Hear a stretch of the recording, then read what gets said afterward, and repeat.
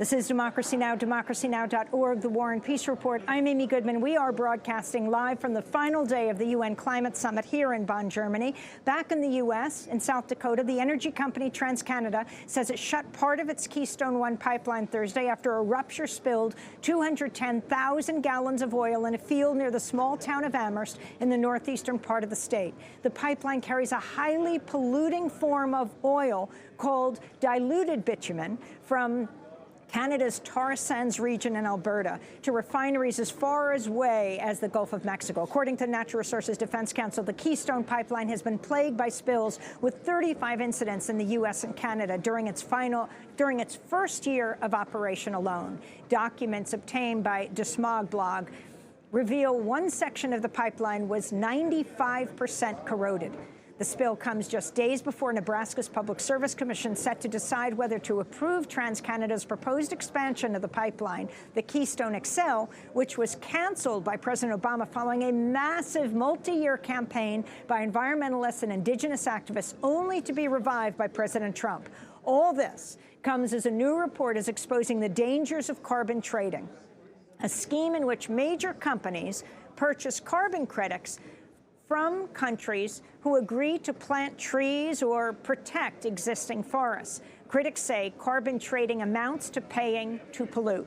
For more, we speak with the co-author of the report. It's called Carbon Pricing, a Critical Perspective for Community Resistance, Tom Goldtooth, Executive Director of the Indigenous Environmental Network, member of the Diné and Dakota Nations. We're also joined by Isabel Azizi from Richmond, California, home to a massive Chevron oil refinery. Chevron said it'll purchase carbon credits to offset increased pollution from a recent expansion of the Richmond refinery. We welcome you both to Democracy Now!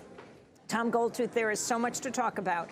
But first, this report you've put out on carbon pricing, what are your major concerns? And right before you answer that, you just heard about the Keystone spill in South Dakota. You were one of the leaders in fighting the Keystone XL. You finally prevailed after years pressing President Obama. Trump has reversed this. What's your response to South Dakota right now? Well, you know, with the solidarity between the tribes and the prairie land, the traditional society, spiritual leaders, our women, our youth, our grassroots, non-native, the Cowboy-Indian Alliance, we stopped it 3 times. And as you said, we're under a different administration. Explain the Cowboy-Indian Alliance. The Cowboy-Indian Alliance is that it's about political power, bringing the native indigenous people's voices together on a long history of fighting for our treaty rights, and with the colonial government of U.S. basically continuing to ignore. So on these issues of extractive industries like fossil fuels, it's a political issue. So how do we get political strength? And one of those strategies we use is form unification, solidarity with the private landowners, the ones who live out there as well, that understand the importance of environmental protection. So how do we use these issues to break down racism that keeps us divided? So we formed the CIA, Cowboy-Indian Alliance, working in mining issues in Wisconsin, in South Dakota with uranium issues, and now with pipelines. The report that you have just put out. Well, this is one of the issues that's very dear to us, not only in the North, in U.S., Alaska, Canada, but also our brothers and sisters of the Global South. The Sariyaku, for an example, in the Ecuadorian Amazon, where oil concessions are there. So this issue of oil and how do we strategize to keep fossil fuels in the ground, prevent these destructive pipelines. Every pipeline is going to leak, we know that, and that's evident in this issue with the Keystone, first Keystone pipeline, where it's very corrosive. So we're looking for real solutions here. We've been here constantly since 1999. And our articulation throughout those years, again, is looking at real solutions, and this whole market regime is very serious to us. Coming out of the Paris Agreement, that agreement is nothing but a trade agreement, nothing more.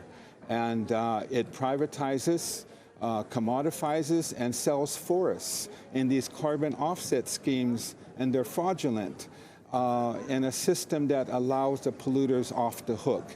And that's why we continually organize and educate people in these hallways, but also back home on how we need to reject these fraudulent schemes. That it also is a process of privatizing air, the atmosphere, which is a violation of the indigenous worldview, the cosmovision. Is selling air, selling water, privatizing the whole Mother Earth. Isabella Zizi, how does the story of your town, your city, Richmond, California, fit into carbon pricing? So in Richmond, California, there's the Chevron refinery. And so the Chevron refinery actually does extract oil from the crude down in the Amazon and also tar sands up in Canada and in our First Nations territory and indigenous territories like the Sariaku down in the Amazon. And so with our policies in California, you know, there's the cap and trade bill that Jerry Brown had passed. And that really permits us and any of the refineries to, you know, put a cap, and it's all the offsets that are being done down in the Amazon. You know, they're continuing to extract and emit fossil fuels in our towns, and it's directly impacting us as indigenous peoples, people of color, low-income communities like Richmond. You're a member of what tribe? I'm a member of the Northern Cheyenne, Arikara, and Muskogee Creek. Now, explain this, because you both have called this paying to pollute. What happens, what does Chevron do in Richmond and then offset it by what they do, for example, in Ecuador or Brazil? I don't think most people can understand this.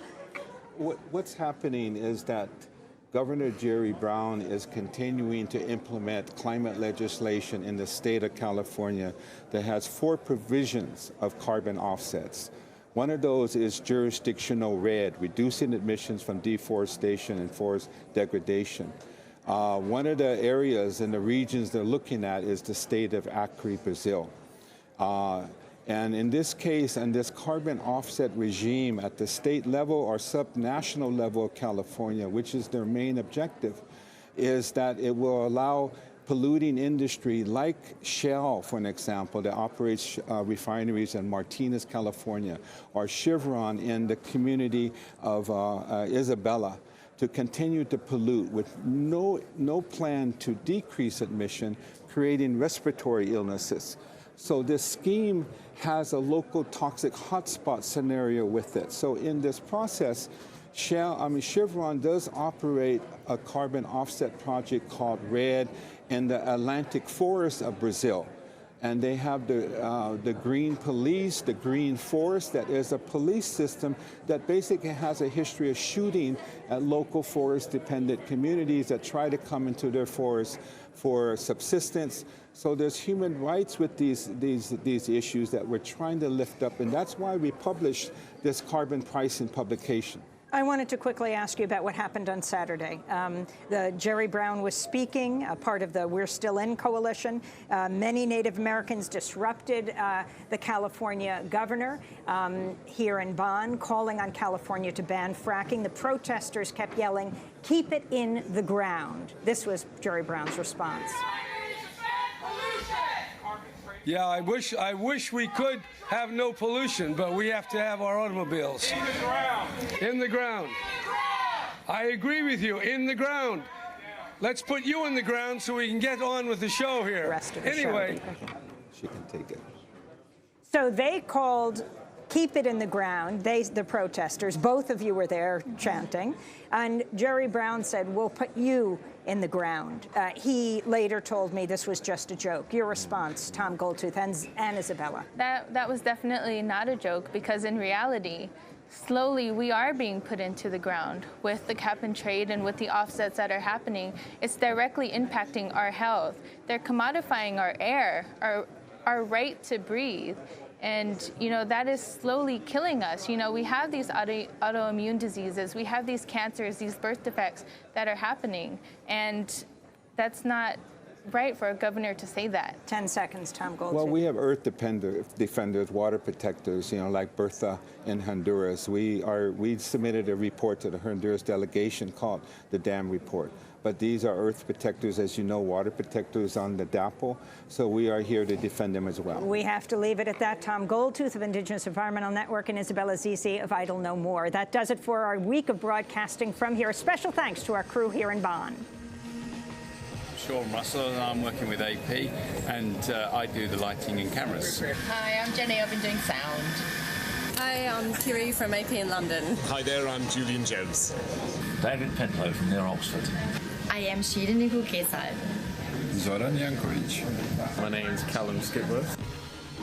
I'll be speaking in Berlin on Saturday night at 7:30 p.m. at the Fettsaal Kreuzberg. Check our website. Democracy Now! Produced by Mike Burke, Renee Phelps, Dina Guzder, Nermeen Sheikh, Carla Wills, Laura Gaddis, Sam Alcoff, John Hamilton, Ravi Karen, Honey Masood, Tarina Nadura. I'm Amy Goodman. Thanks so much for joining us.